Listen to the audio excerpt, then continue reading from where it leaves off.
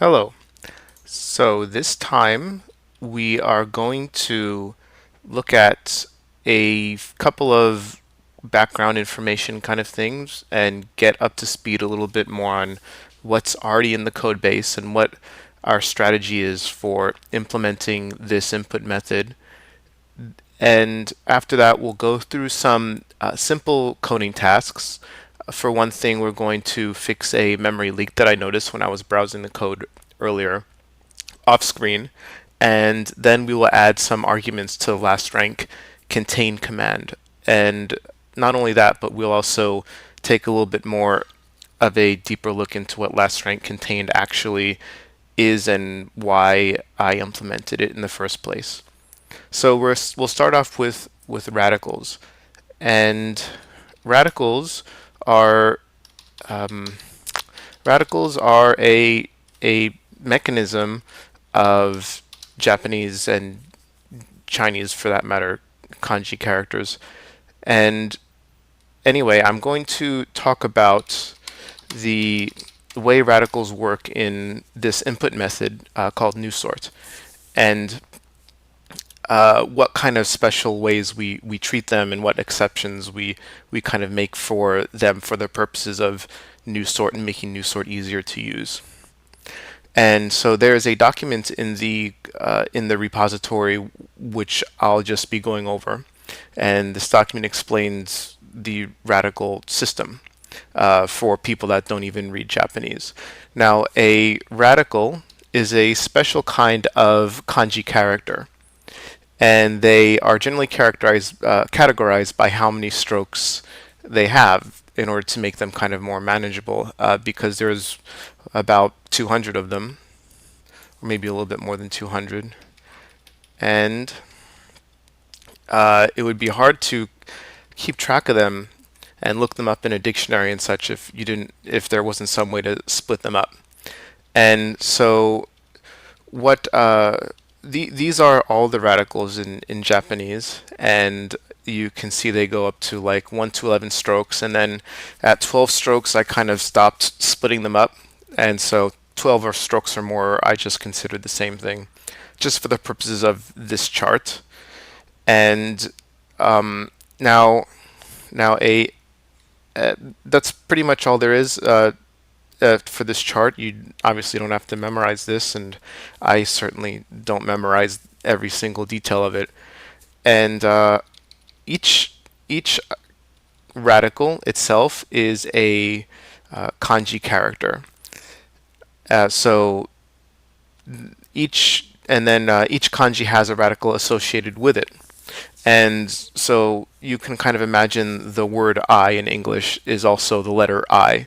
And so imagine if every single letter in English was also the word with that single letter in it, like I and A. Uh, and there's no real other examples in English, but imagine if every letter was like that, then that's kind of what radicals are. Every radical is a single kanji character itself. And each kanji has a radical associated with it. So, for instance, this one right here, this kanji, which kind of means pairing, or or or correlation, kind of. The radical of that is this, which means I. And I don't think I can explain to you why the radical of this is I uh, and not the left side, which is tree. Well, actually, I probably could have. Yeah, I don't even think I could explain why. Sometimes it's because of what the character means. The radical kind of has something to do with what the meaning of the character is. In this case, I don't really see a real uh, connection here. And sometimes it has to do with the reading. But so in other words, you sometimes if you have the kanji and then you take away its radical from it, then whatever you have left is a character that has a reading similar to the original character. So in this character, the Chinese based reading is soul, and the reading of the left hand side alone, which is the character minus the radical, is moku or boku, and I that those two, moku and soul, don't sound alike to me. And so I'm not sure why me is the radical. And so that's sometimes how things are. You don't really know why the radical is what it is. And sometimes you have to kind of guess at what it is, unfortunately. And as I said, the radical is roughly associated with the meaning of the kanji in many cases. So here we have the character for earth, chi, and its radical is the left hand component, which is right here, soil, pronounced tsuchi, and the radical of a radical is itself. Um, Now, the radicals have a particular order, as they do in this chart up here that I've already shown, and that order is generally how a normal dictionary will sort the characters. If you have a character dictionary rather than a word dictionary, then the characters will be sorted based on the number of strokes, based on the radical. And so that means that you can imagine learning the radicals is very practical. It's not just a kind of academic exercise, because once you know the radicals, you can look up kanji in a dictionary pretty easily. It almost feels like when you look up an English word, so you can say, oh, look, these are all the. I'm looking at the page that has characters with the radical of tsuchi right here. And so if I'm trying to find characters with the radical of I or me up here, then I know I got to go later in the dictionary because me comes after tsuchi in the radical list. So new sort has a special way to treat radicals that is not exactly correct, but we use it for simplicity's sake. So for one thing, all the one-stroke radicals are considered the same one. So this line here, we see you have 6 of them. We just consider these all the same one, and whether or not that has a practical change in the way the codes are, the kanji input codes are generated, I don't really know. I'm not sure. But the thing is, there's really no harm in just treating these all as the same one. And I imagine it will be likely to simplify things later. Also, so what's next? So all one-stroke radicals are considered the same one. And these following 4 radicals here, these are also considered the same one, because there are some instances where you will have you can kind of get these a little bit mixed up. For one thing, there's a character where at least one character where you can't really. It's hard to tell if the radical is this one, hito, or this one, hairu, person or enter. And that character in particular is this one, which means all. Now, if you look in some fonts, the top of this character right here sometimes looks like enter, this one. Sometimes it looks like this one. And it's kind of hard to know for certain which one it is. I think dictionaries will generally list them under both radicals, or list this character under both radicals, because it's easy to make a mistake here. And so anyway, we just kind of group these all in one. And if you understand how we generate codes, or how we pair kanji characters with input codes, you will see why this doesn't really make things confusing. But you kind of have to you'd have to wait till the end of the explanation to actually understand that. And the same goes for these 2 radicals. We just kind of consider them the same because they look very similar, and people rarely distinguish them when they're actually writing them. And then we also consider these 2 the same because they look very similar. Sun and sei. And in other words, he and iwaku, these both, we'll just consider them the same. Because usually sei, so the difference is that iwaku has an opening in the second line. It's kind of like not going all the way to the right, if you can squint and kind of see. Whereas sun, the second line, the one in the middle, completely goes across the entire rectangle. And it turns out that you don't usually, when these are kind of made smaller and put in a character as a radical, you often don't make the distinction between these 2. Now, these 4 sets of combined radicals, A, B, C, and D, they all are consecutive items in the list above. And so you can actually see that If we so for example D, sun and say, let's see, where is that? That is right here. So you see they're both consecutive. They're right next to each other in this list. And the idea is that as long as they're next to each other in the list, then it's not really going to create a whole lot of confusion if we just treat them the same. Okay. Now, now there are other radicals which are easy to confuse, but we don't actually conflate them like we do the other four sets because they are very they if you actually consider the same one, then when you try to look these characters up in a dictionary, they would be completely separate. They would be on completely different pages. They'd be way apart from each other. And I would say that it's more practical to remember the difference rather than just kind of conflate them forever. And if you want, you can read this. It's in the repository as in doc/radicals, but we don't have to go into that right now. Just keep in mind that there are examples in the documentation. And so each radical has various ways it can be written. So in the simplest case, one of the simplest cases, mizu here, this usually has four strokes, one down the middle, and then one on the left side, and then two on the right side. And that can also be written as these three kind of dot looking things, and this only has three strokes. So the variants sometimes will not look very much like the original radical, and so part of learning the radical is learning the variant forms that it can take. And it's important to remember that it's somewhat important to remember that the number of strokes might change in the variant. And so we don't actually care about the number of strokes in the radical when we're sorting the characters. We actually just care about the number of residual strokes. So, for instance, this character, sweat or ase, this has the water radical, and so you can see the left-hand side has a three-stroke variant, and the right side has three strokes, one all the way on the top, one in the middle horizontally, and one straight down the middle vertically.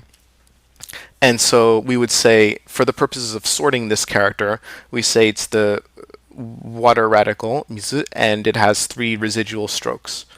And so the characters in the kanji database in new sort are sorted according to first by their radical, and then by the number of residual strokes they have.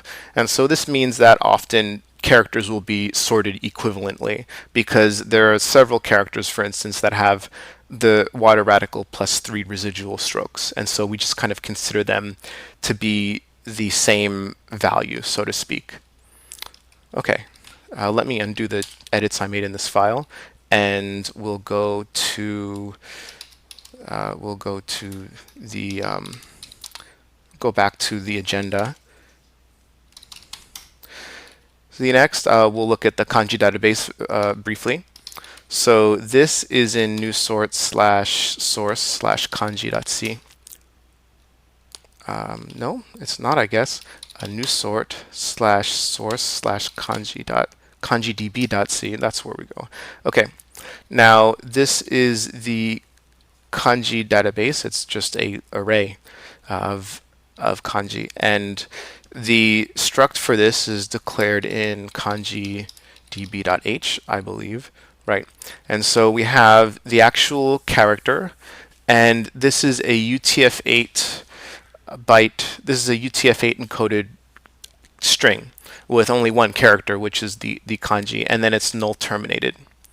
And UTF-8 can have up to 4 bytes of characters in it. Let's make sure I'm not misremembering that.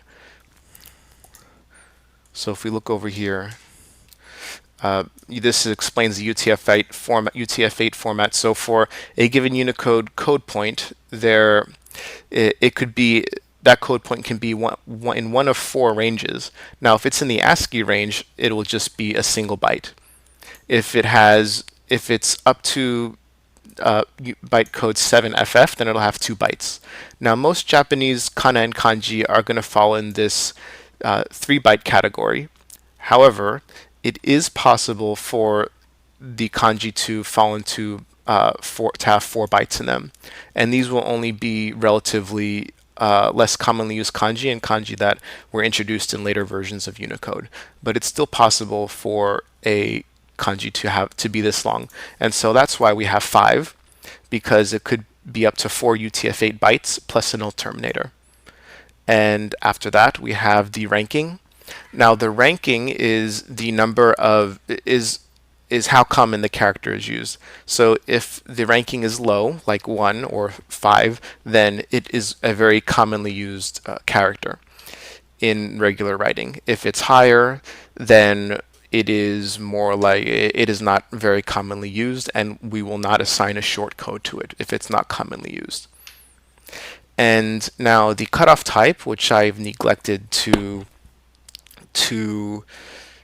document here, the cutoff type is what kind of is how this character is different from the one before it. So when we're sorting characters, like I said before, we sort first by radical and then by the residual stroke count. And the residual now, if the radical and the residual stroke count is the same, then cutoff type, this will have the value of 0. However, if it is a different stroke count but the same radical, then this will have the value 1. And if it is actually a different radical altogether, it will have the value 2. Now it goes up to 3. So the only time we give it a value of 3 is when it is a different radical as well as a radical with more strokes than the previous one. So 3 is the greatest kind of divider of sorts. And so the next is the sort key, which actually I'm not using. The sort key would be kind of a value that has both the radical and this residual stroke count kind of packed into a single number, which you could just compare as an integer in a very straightforward manner. But we don't actually use that. Okay. Now if we look at kanji-db.c, we see the values here. And I think that the hardest value to understand is probably cutoff type. But just to be clear, the second value is the ranking, and so you see this character, which is very common, ue. This has a ranking of 20. So it means out of all the kanji in this database, it is the 20th most commonly used. And here is ichi, so this has a rank of 3. This means that only 2 characters are used more than this one. Now the last value, the third one, is the cutoff type. So what you'll see in this dictionary is essentially that you have a lot of zeros consecutive, and that means that from all the zeros and the first non-zero before it, these are all sorted in the same manner. Or in other words, they're sorted with the same exact index. Okay, and this has about 4,000 characters or something like that. Let's see, line 18 to line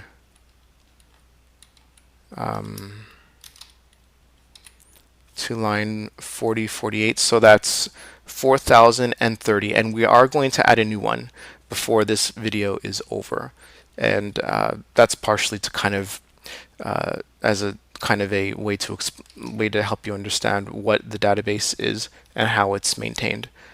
So let's see, where are the list of tasks? Let's make a new tasks window .vim / new sort tasks. Okay, next, there's something interesting about these radicals, and let's go back to the list of radicals. So there's one radical that I know of that is very special, and that is this one. It's the first 3-stroke radical. And this is interesting because it is not used in Chinese. This radical actually was only introduced because around the end of World War II, Japan simplified a bunch of their characters. And in the process, some characters got a certain kind of new component here, which was not in the previous unsimplified version of the characters. And when Japan simplified their kanji, it was not as it was not as kind of extreme as China's simplification. Some people some of you may know like what Chinese simplified characters look like. The Japanese simplification was a bit more modest and conservative, and it wasn't really a huge change. And anyway, so the the Unicode database that I got the that I built the kanji database from did not consider this a radical, and this means that some of the characters were kind of put in an unusual well, they were put inside an unusual radical categorization, one that probably would surprise some people. And so what I'm going to do is I'm going to take the characters. Now this is actually an interesting radical because there are not that many characters in them. And so we're just going to go ahead and fix it now. And we're going to find these 6 characters in the database and just put them in their correct location in the database. And so you can see that there are only 5 here, and the last 4 are pretty common. This is pronounced tang, and it means unit. This one is pronounced su. I don't know if that's the Chinese or Japanese reading. But anyway, this is pronounced su, and it means nest. This is pronounced itonamu, and it means running, as in a business or an operation. And this is pronounced kibishi or geng or gong, and it means strict. And yes, so let's go ahead and fix these characters. All right. So we have kanji. So I don't have the right working directory right now. Let me change to the new source directory. Okay, and open the kanji database file. And now we're going to confirm that this is pronounced nezumi, and it means rat, and it's actually a simplified form, but nowadays it is not used very much, even though it was kind of deliberately simplified in the recent history, I believe. But it does not use much as the more traditional looking variant of the character. And so Vim is telling me this character does not appear in the database. And by the way, we use UTF-8 encoding for just about everything. So the source code is in UTF-8. All the data is in UTF-8 in the repository. It's going to generate UTF-8 output when people are finally typing with the system. And yes, we just use UTF-8. And so the nice thing about that is that we really do not have to think very hard about how we handle the characters. We simply have to remember that the characters can be an arbitrary number of well, they can be 3 or 4 bytes long. That is the only kind of confusing thing about it, and so indexing becomes a little more difficult. And so to solve that, you generally will use an ANSI code point to kind of distinguish when the character is finished.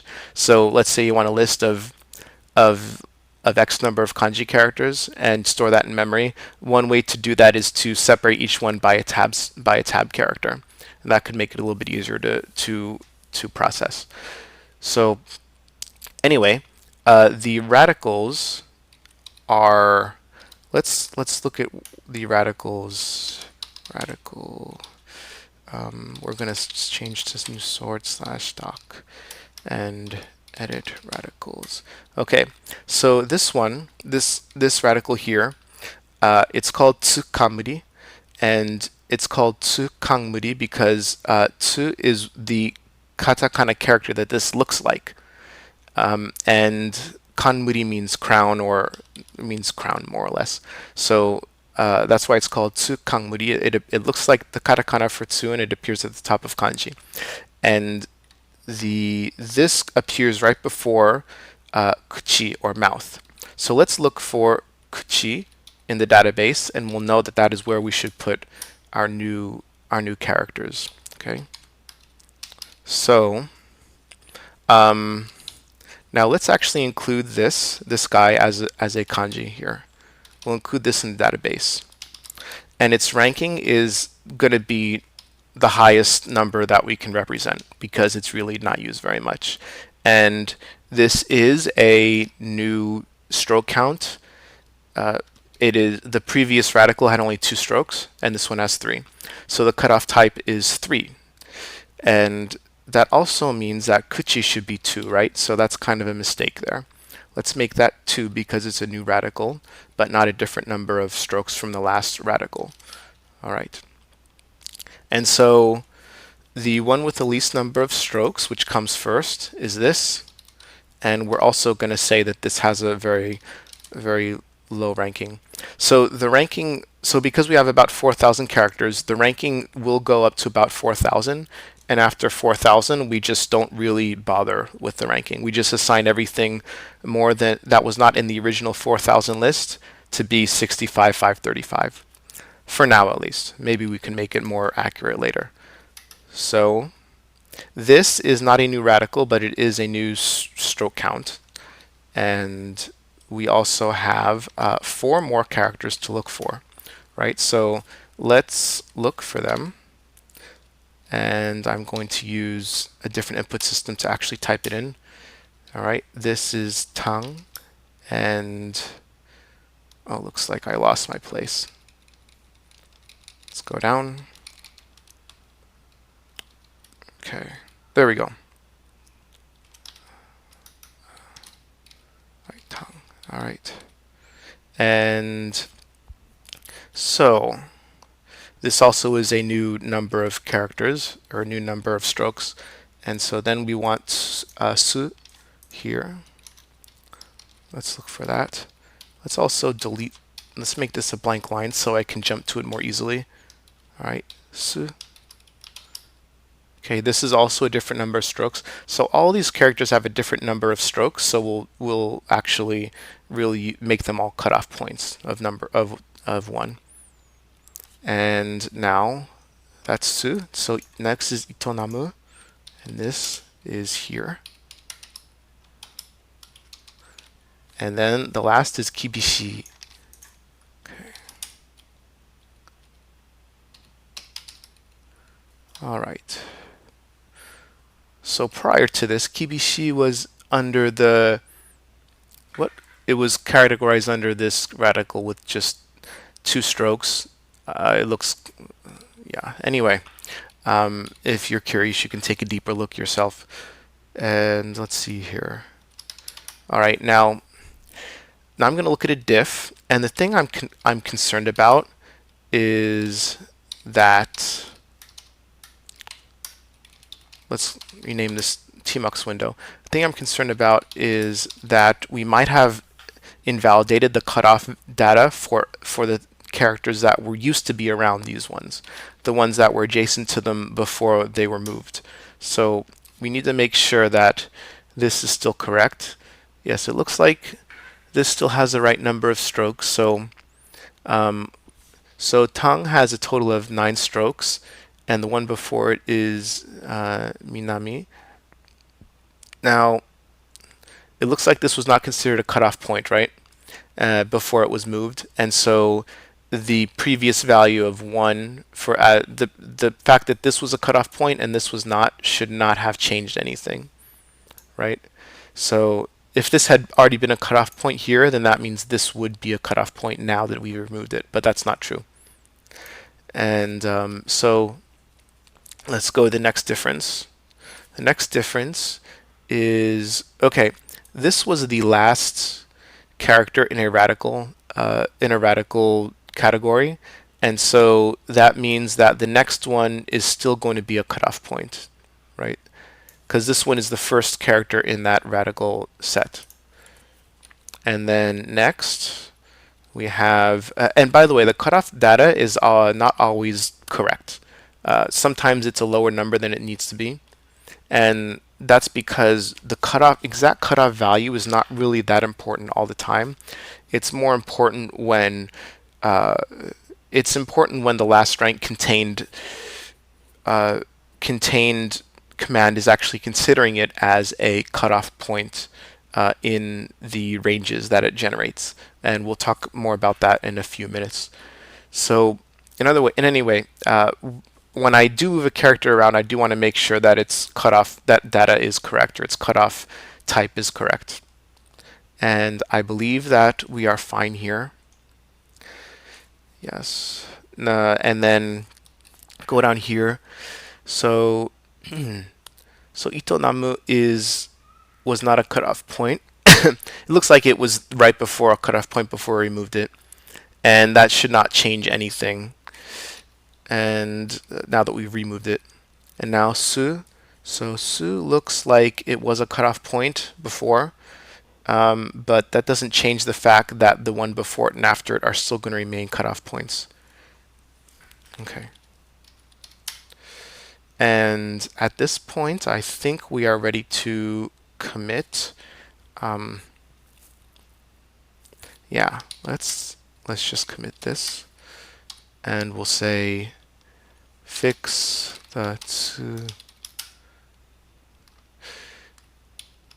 I wonder if I know how to type kangmuri.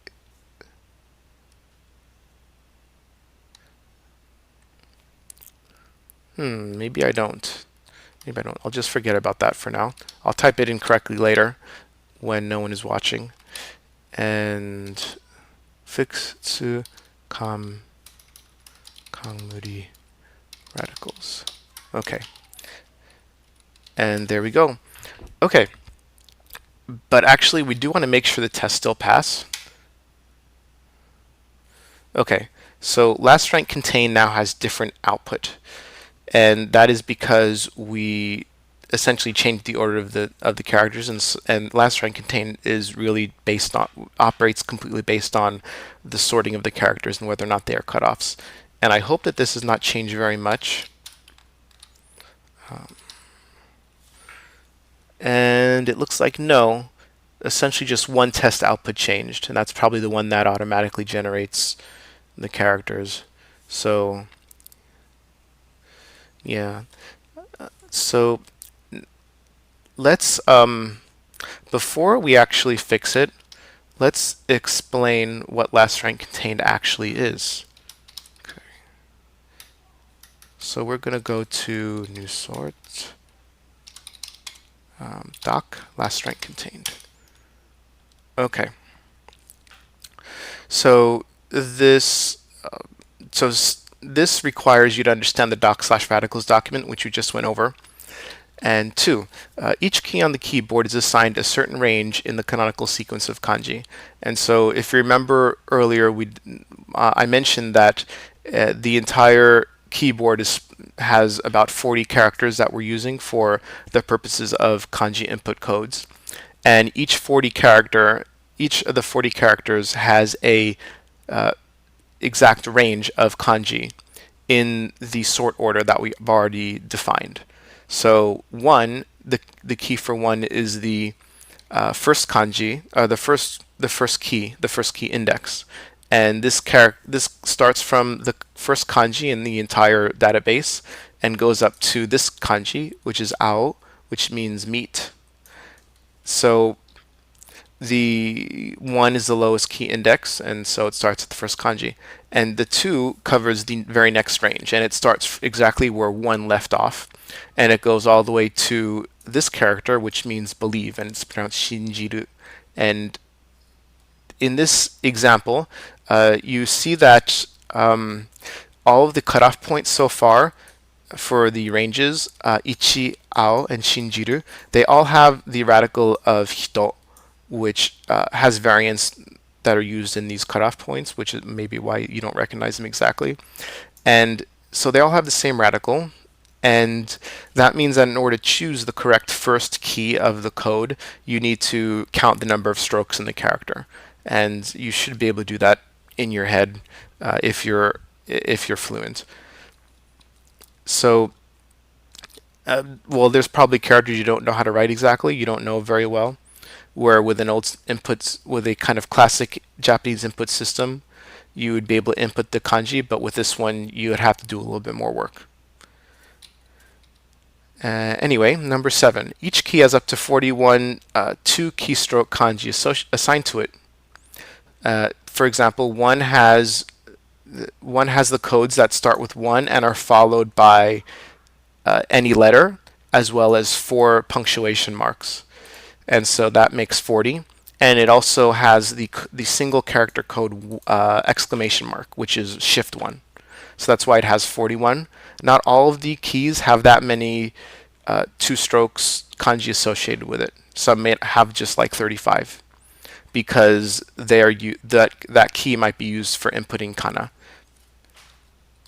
Then the highest ranked characters are assigned to these codes. So we generally want high ranked characters to have low number of keystrokes, right? That's kind of obvious. And if a key covers too small a range, for example, if like so from ichi to ao is one range. Now if that range were half as long, for example, we'd consider that range way too small. And that means that we end up assigning rare characters to the two keystroke codes, which is a waste of space that we could have been using for more common characters. And conversely, if a key covers too large of a range, then that key won't be able to accommodate the two keystroke codes for relatively common characters. And so the ideal is to cover characters with a rank of 1 to 1250 with the two character codes in each key's range. So remember, 1250 is the total number of kanji that we're going to support with keystroke input codes. And so the ideal is that for any given key, like G or 1 or whatever, that is the prefix of all the kanji which have ranks from 1 to 1250 in its range. And that may be a little bit hard to kind of grasp at this time, but follow along. I think you'll get it. So the last rank contained command is used in two ways. It can either automatically find the range for each character in order to cover the ranks from 1 to 1250 as closely as possible, or you can specify what range you want for each key manually, and then it will assign a range to them, or rather it will print out the statistics that indicate how good those ranges are that you specified manually.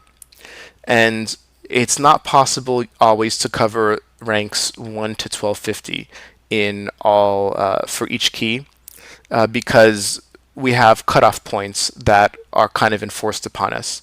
So and that means that certain kanji characters are always sorted equally, and so we can't kind of put the range in between two characters that are sorted equally, because otherwise the user has no way of knowing which character to actually which range the character actually falls in, because it could fall on either the left side or the right side of that range. And so with that all said, it should be easier to understand what test is failing right here. Now let's give some more room to us for actual coding. Okay. And so we are going to go to put the console on the right side. And let's copy this output from the left. All right. Now we're going to edit the source code test. Let's see. It is called last rank contained test, right? And the name of the test is typical kugiri kanji test. Typical kugiri kanji key. Kugiri means cutoff point or kind of boundary point. So it looks like that is the very first test in this file. And it looks as if the number 5 line is different, and it has now a different set of characters, and it's probably pretty hard to tell which is different. But I think I just spotted something. So if you look where I'm moving my mouse cursor, um, I thought I just saw it. Yeah, here. So this character is different. So 5 does not no longer has kibishi because we moved that to a different radical, most likely. And this one was probably removed. Oh no, this one, ukeru, which means receive, is now over here. And the way this line is sorted, the line is sorted according to what is it sorted according to? I think it might be sorted according to the radical and stroke count. Yeah, yeah, that looks like what it is. So now these numbers at the end, these are kind of cryptic. So the first number is the highest rank, or the rank of the least commonly used kanji in this row. And so you see here the number has decreased because apparently this key is not covering as much kanji as it ought to anymore, which is a bit of a sacrifice that we have to make. And the next line is the amount of kanji that it would need, the number of kanji that did not actually, well, this is hard to explain, but if it's negative, it means that there ought to be 3 more kanji in this. There ought to be 3 more kanji that have the rank up to 1250 in here. So this negative means it's failing to cover the entire rank range by 3 characters. And -3 is this last number is simply an accumulation of all of the second numbers up to this point. And so this kind of tells you, well, how bad has the problem got over the entire range of output. And so right here on the left side, you can see -3 is the first line, and that is -3 because it starts from 0. And then it gets 3, and then that becomes 0. That's because -3 plus 3 is 0. And then if you add 1 to that, which is a second number on the next line, then you get 1. And okay, so with all that said, I think that we can just copy the new output into the file. I don't believe the test is showing a bug. It is just changing as a result of different input. So let's copy this.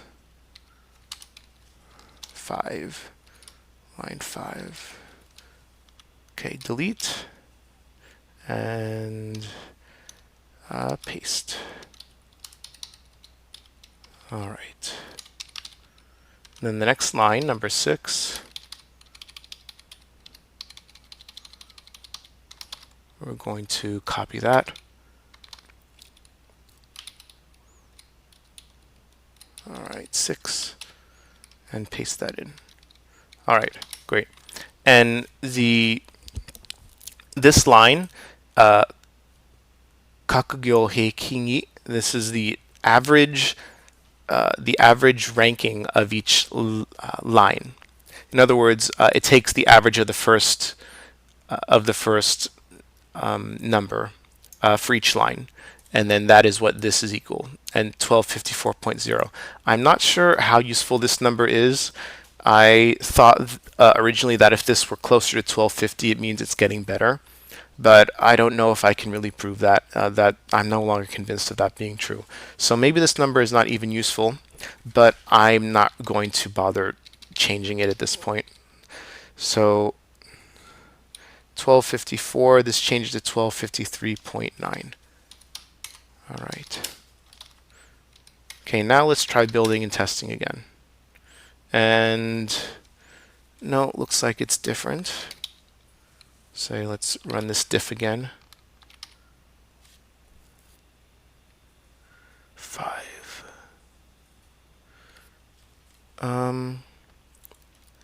Did I copy the wrong line? I must have copied the first line instead of the first group instead of the second group. That was embarrassing. Okay, let's try again. This time we're going to get it right.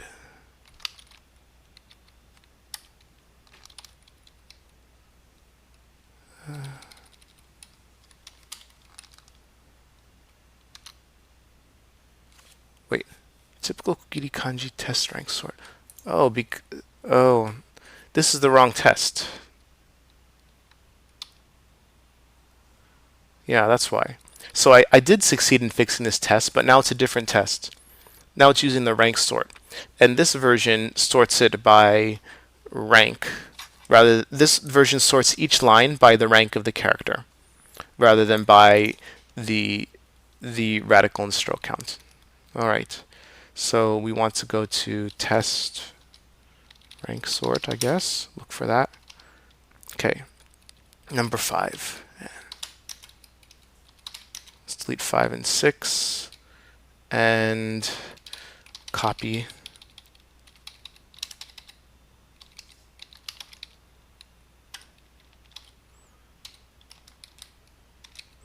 And 6.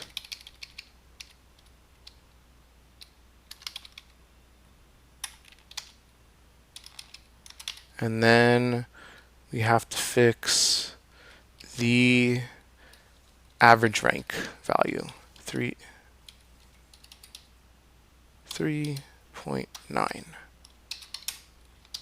Okay, let's try again.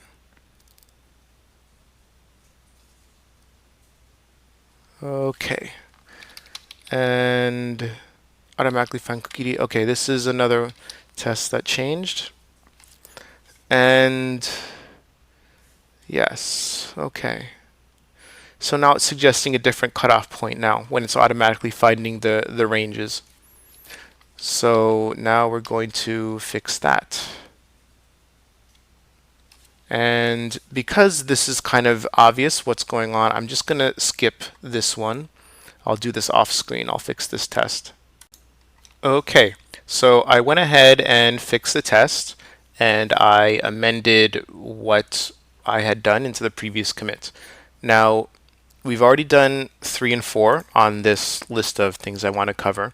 And next we're going to fix that pesky memory leak I mentioned. And that is in the last rank contains source code. And it is in a call to xcalloc. Now xcalloc calls calloc and then will kill the process if it fails. And the way calloc is a lot like malloc, but there are two differences. For one thing, it takes the size of the individual elements and the number of elements, and then uses that as the size of the thing to allocate, whereas malloc just kind of takes the exact number of bytes already pre-multiplied with each other to and use that to allocate, and it does not zero out the memory after it allocates it. So anyway, this line does not have a corresponding free to it. And one problem with that is that we have an early return here, and that means that we have to free it whether or not we return early or late. So what I would like to do is go ahead and use this pattern, which is not very common in high-level languages, but it involves taking the return value and initializing it to 0, which indicates that there's no error or problem.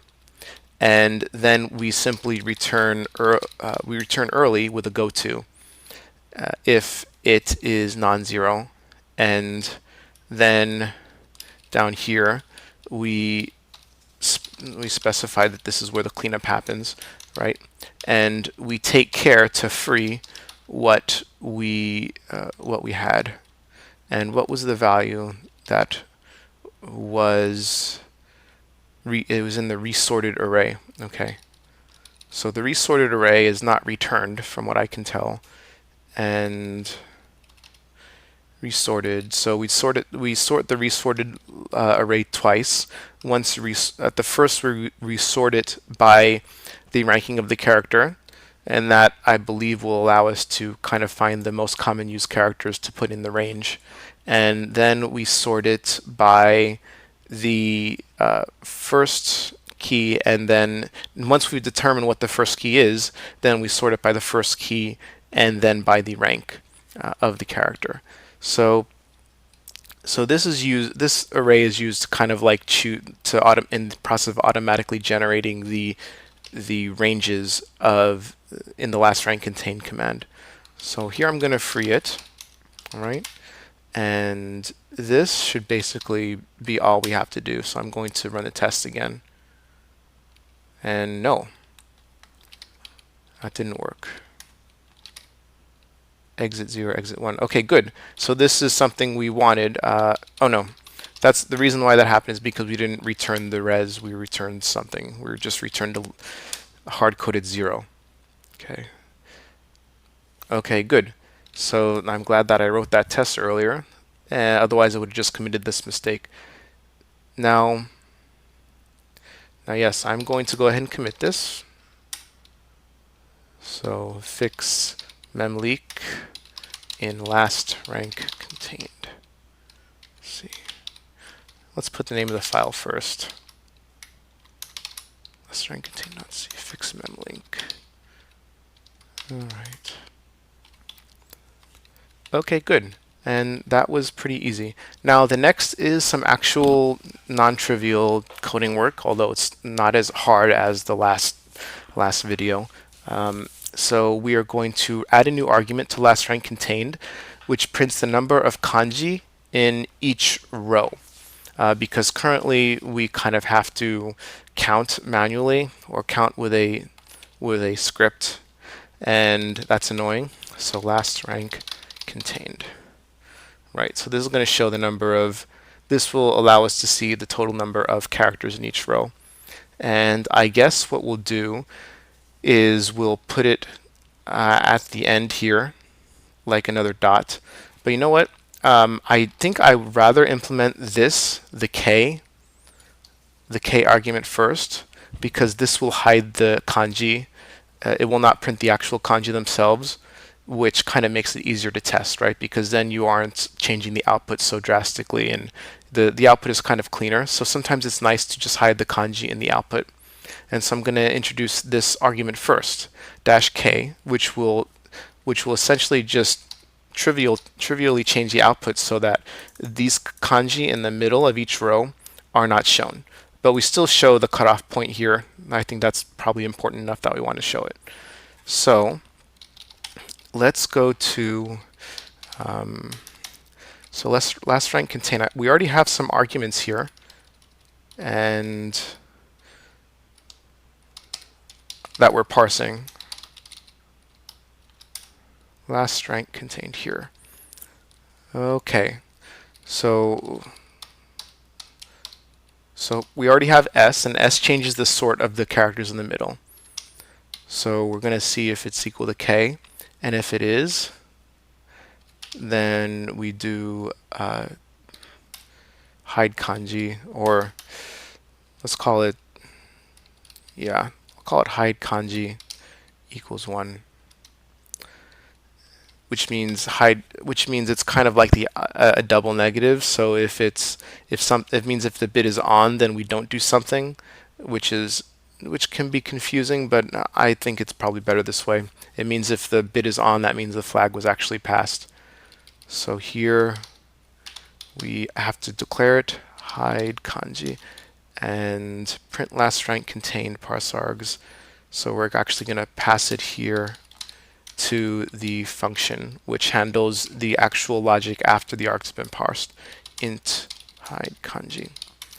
And by the way, in the source code, I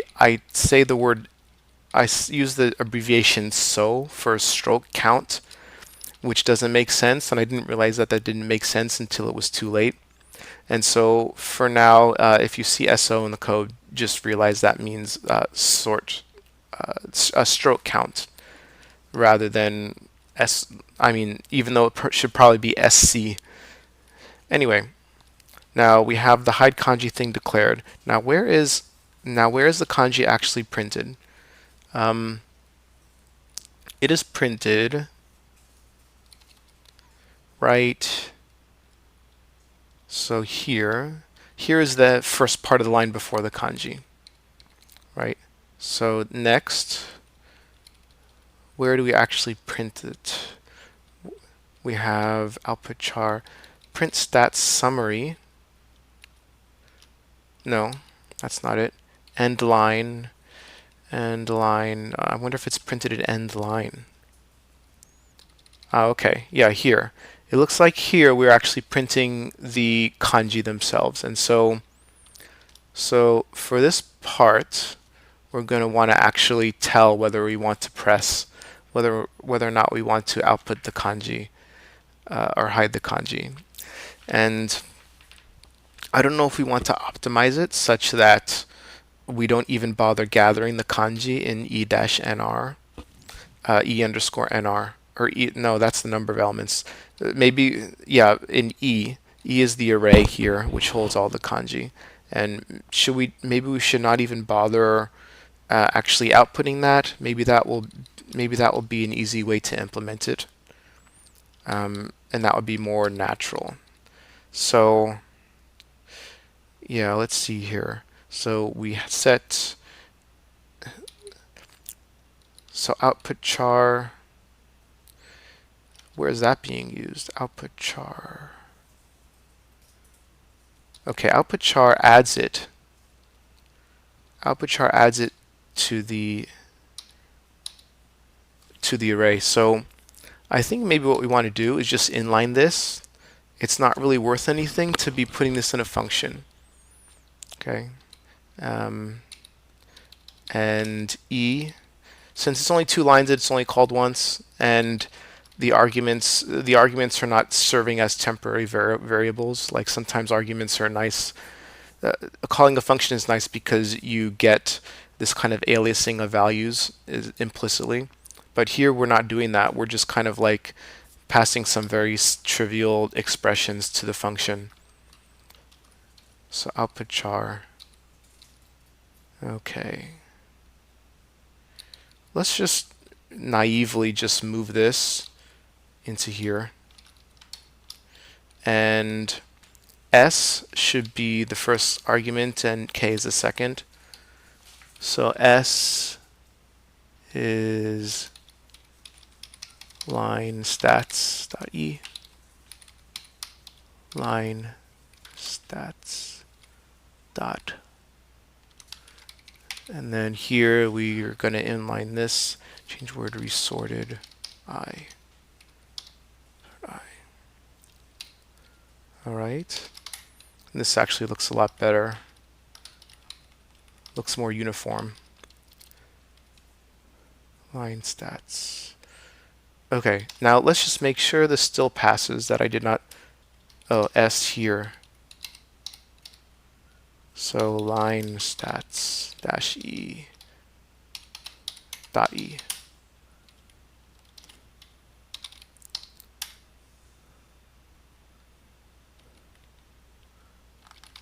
Output char. I still have the output char function hanging around. Let's delete it.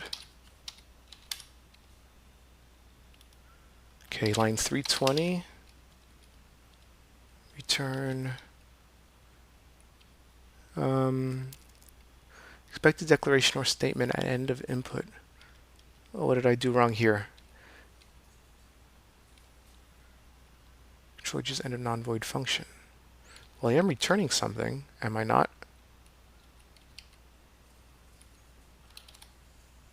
Let's do a diff. Maybe that will make things more obvious. Diff. Oh, I didn't close. Nah, yeah, I didn't close one of the if blocks here. Okay. Now let's run the tests again. Okay, good. And now what we can do here is if e, we may just want to avoid adding anything to e, right? E.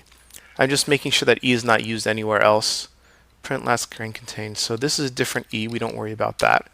And here e is, yeah, okay. So I think we can just do this. If not hide kanji. Right? Alright, so new sort, last rank contained dash k. And that looks pretty good. Right now there's two spaces there, which I don't know if I really want to fix that. I don't know if I want to special case this, because that would be kind of sad. Um, okay, but I like the fact that I kind of did this in a very elegant manner. I feel like I didn't add arguments where they weren't, where I could have avoided it, and I avoided like accumulating things in memory unnecessarily. An end line. So here, yeah, what would be an elegant way to avoid, I guess, hmm. I think that the extra space is fine. I don't really feel like it's going to be necessary to fix, or it's going to be helpful to fix it. I'll just let there be an extra space there. Okay, now let's run or add a test rather. Last rank contained test. Okay, so it's a data-driven test suite. We just kind of all we got to do is add a new test here. Hide kanji. All right, so delete word. No, that deletes too many spaces. Okay. And let's just run this down here. All right. Automatically find. Hide kanji. Okay. Okay, now we should be able to make that and it should work. Automatically find kukiri hide kanji. It's failing a test. Okay.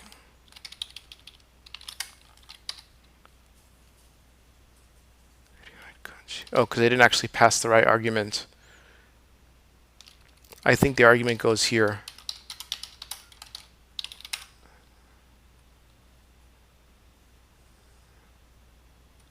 Good.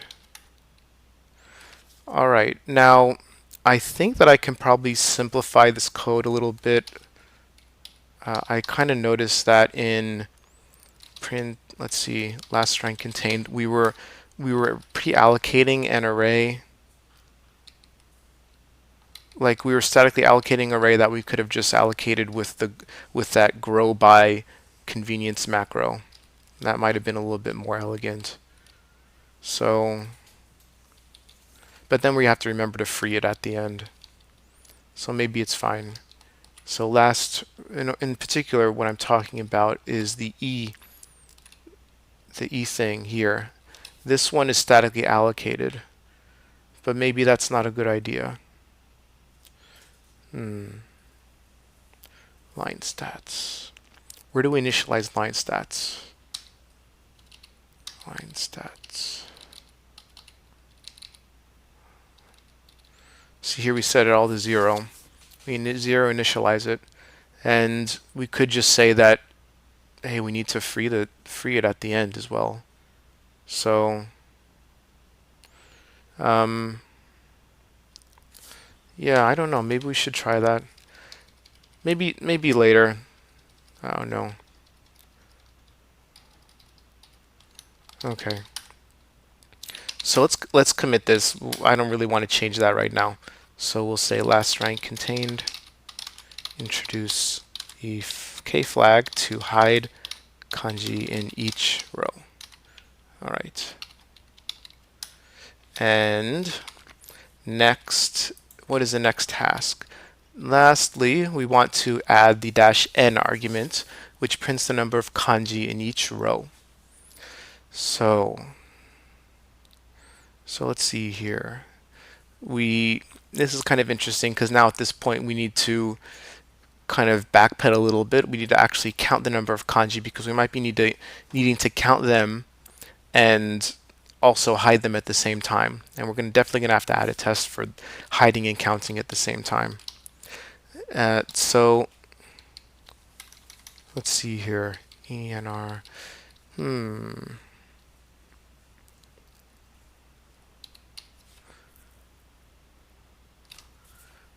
So Yeah, now I don't really know how much I like the previous approach, because after all, we weren't really doing any work to save the kanji entries. It was just a kind of pointer that we saved, and now we need to count it, but we're not even counting it at this point.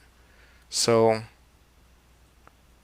what would be a right compromise? Maybe we do want to actually do this. We actually really want a we actually really want to save it here.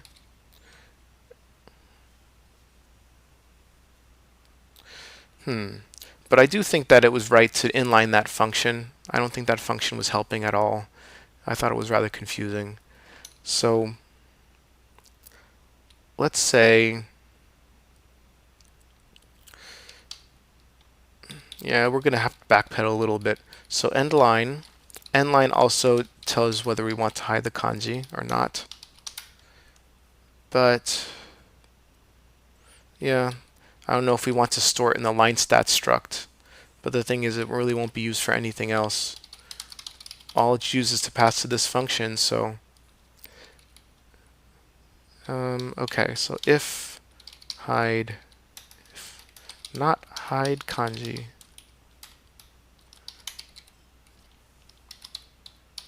All right. So now this guy has the work of actually hiding the kanji, or not.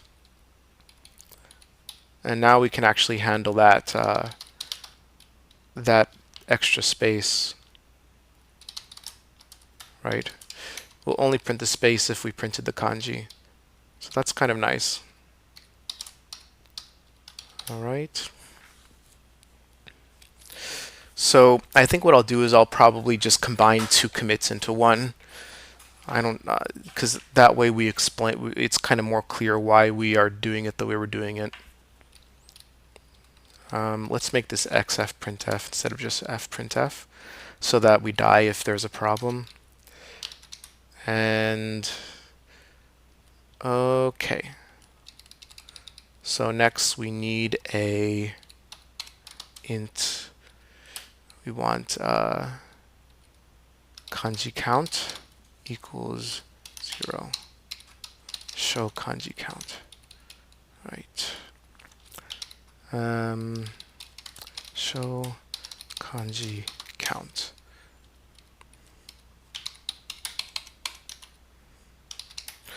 And let's see here. Show kanji count. So now we gotta add to this function. Now, the thing is, line stats, maybe line stats should actually be initialized earlier. Maybe line stats should kind of be maybe line stats should just have more stuff in it. It should actually have these two flags. Annoyingly, we should probably just have those two flags. Sort each line by red, so yeah.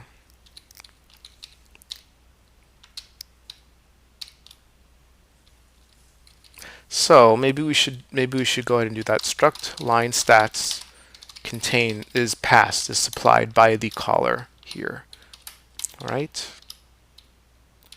And let's go add two line stats. Where is line stats declared? Here. Sort each line by red. So, oh, we already have sort each line by red. So here, now we have unsigned. We'll hide kanji, and unsigned show kanji count. Maybe we should call it per row. Show per row kanji count, and hide kanji. Okay. Now we don't have to pass quite as much junk here. Sort each line by red. So struct line stats, and then here have address line stats. All right. So this looks a little bit better. Line stats here. Then we have to qualify everything. Oops. And here we are going to parse the new argument. Show, what's it called? What are we calling it again? We're calling it show per row kanji count. All right.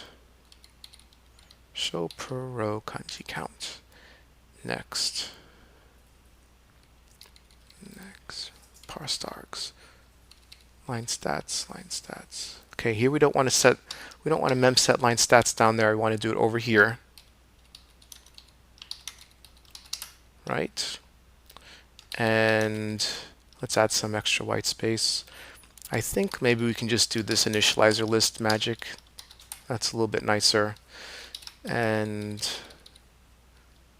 now end, what was it called? End row, the function that ends the row. End line. So we don't need to hide kanji separately anymore because it's all in S. Sort each line by red. So now we have kanji count. So, right.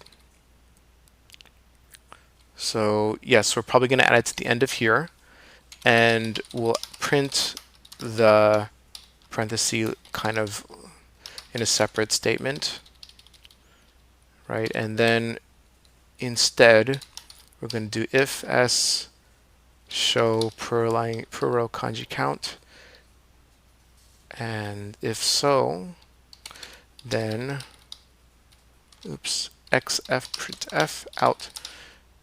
We do a space and another decimal, or a space dot and number decimal, and we do, what is it, s dash e number of records. Okay. And I think that's basically fine now. So make unexpected. Okay, don't want that. Lots of junk here. 108 go. Oh, what did I didn't remember to do this. Print out. Gotta actually finish writing that line. Line stats are declared as a different kind of symbol. Struct line stats. 225. Okay, we don't need this one anymore. It's not needed in the function. Each identifier is reported only once for each function it appears in. Hide kanji. We don't need hide kanji anymore. Kanji. All right. Don't need to pass that explicitly. It's in the struct. 8. And all right, let's build it again. Okay, still have lots of errors. Okay. Wow, a lot of errors. 227. Don't need to do this anymore because it's already set for us. Line stats dot. Got to replace the dot with a dash. Okay. I think that if I do this, Vim will let me just kind of do, yeah, %s replace line stats dot with line stats dash. Oh, no, that didn't work. Trailing characters, what does that mean? %s line stats dot with line stats dash.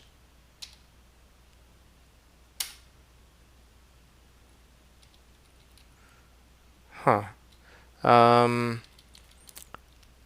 Okay, let me figure out what I'm doing wrong here so that you don't have to suffer through my Vim stupidity. Okay, so the thing that I was doing wrong is simply so I was selecting a range and then highlighting it and then doing colon and doing %s and the rest, but actually you're supposed to only do s/ and immediately start typing the rest of that sed like command. So I just had the % there where I shouldn't have.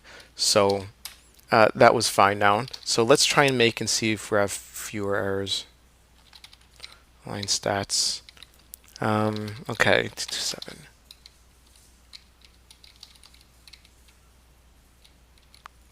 Oh, now here's a problem. I didn't do a global replace on each line, so I'm gonna have to do that now. All right.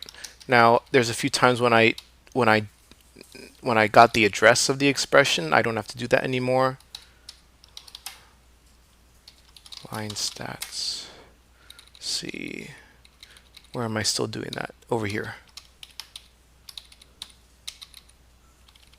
And here. And run once again right here.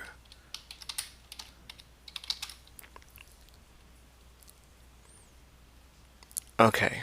And here the test output is now different, probably because there's no longer an extra space. Yeah, exactly.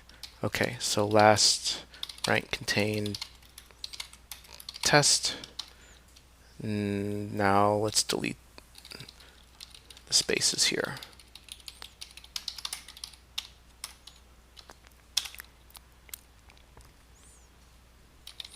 Okay, great. Now let's actually write the test for showing the kanji count.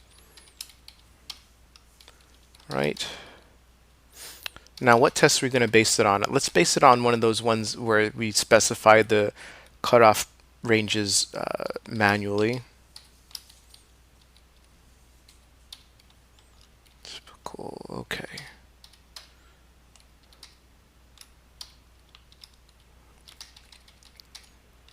And let's add it down here.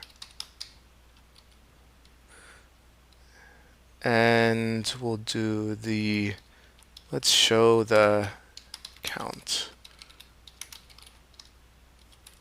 with count with showing count. All right. And here, so how am I going to update the test in the most simplest way possible? So it's going to fail, right?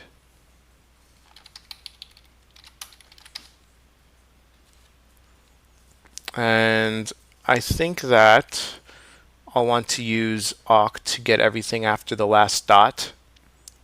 And then, well, no, we don't have to get that complicated. Let's just do, so let's show the output here. Let's cat it, all right? Cat last string contain.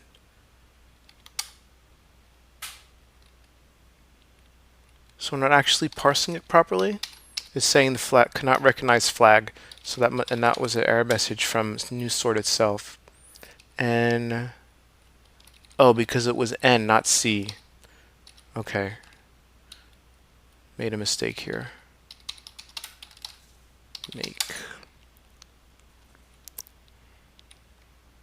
And I do want to do a test both with and without the kanji hiding, using the showing the number of kanji at the end. All right. So here. Now I think I don't really like the number of kanji at the very end. I guess it's fine. All right. So let's see here.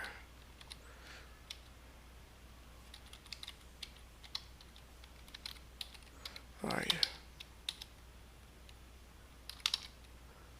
Let's cat this. We're going to do some very simple manipulation of the output. So we add a backslash at the end. Does that work? Backslash and a quote. All right. Now only these lines have changed.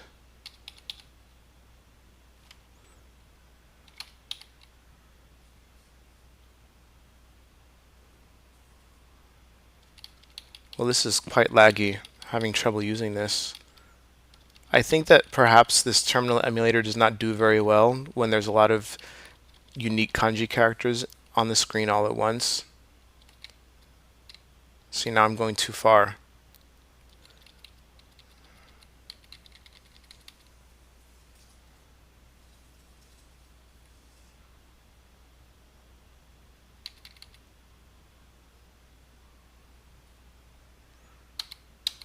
Okay.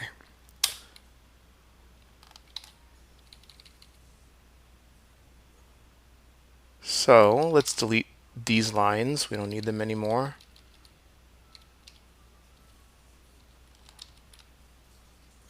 And add these in.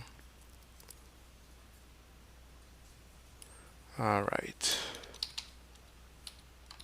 And add in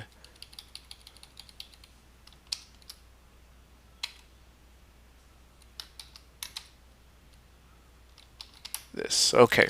Now that should be properly formatted. Let's try and run the tests again.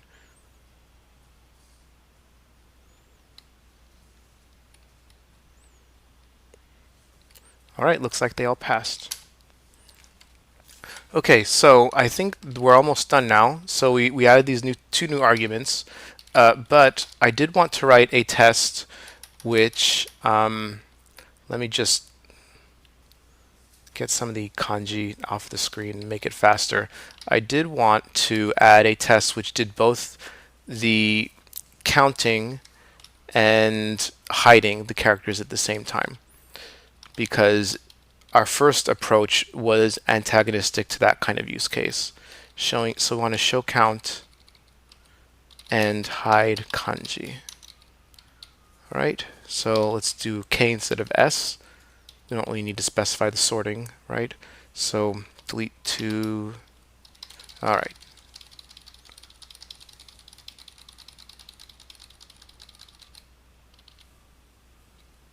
All right. Now that should be okay. All right.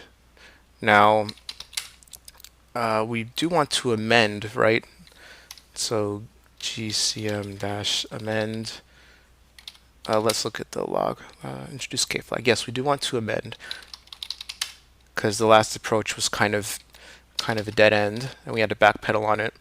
So introduce k and -s flags, and we also put more user configuration into line to struct line stats so that it didn't have to be passed around explicitly to end line, etc. All right. And I'm remembering I wanted to change something actually before I forget. Last rank contained, it was row. I didn't like using the word row. Row. Just call this line instead of row. Row line. Now look for row again. There's no longer any use of the word row. All right, and amend. And so that's all for this time. I'm going to go and translate the commit messages, and then I'll be pushing this to GitHub. Thank you for watching. Now, I forgot there's one thing I usually like to do, and that is to go over the commit message, or the commit contents rather, and make sure that it's all clear as to what was actually accomplished. And so we added 2 flags to line stats, which is essentially a struct which gets passed around willy-nilly to a bunch of places in the last rank contain module. And it's more or less like global state. This could also just be a bunch of global variables, and no one would really care all that much. But anyway, so we inline this function output char because it was found to not really be a whole lot of help, and we also checked. We use this line stats to check exactly how we want to print the line when we are summarizing the line and in the endline function. And then besides that, we replaced a certain flag here with the line stat struct. So we're constructing line stat struct a little bit earlier, and that way we no longer have to pass in three flags here. If we had not put it in this struct, you would have had to pass three flags explicitly, which is a bit cumbersome and error prone. And so because we're initializing it earlier, this function gets a little bit smaller and simpler. And we also have to change the way we access the line stats structure itself. And down here, let's see here, we are just changing the way we access the line stats struct because it's now a pointer. And down here is the results of the inlining of the output char function, which adds an item to the end of the line stats array. And down here, print last rank contained. This well is doing more parsing work, and of course we added a bunch of tests. We added a test which tries the end flag, which shows the number of kanji in each row, and we did that. We did tests like that both with and without hiding the kanji, and we also did a test which hid the kanji but did not show the count at the same time. And so I think that a lot of the tests in the future will be hiding the kanji because those tests just make the kanji much harder it makes the test much harder to maintain because we have these really long lines and it's hard to update the tests when they fail. So that's the commit that we made today.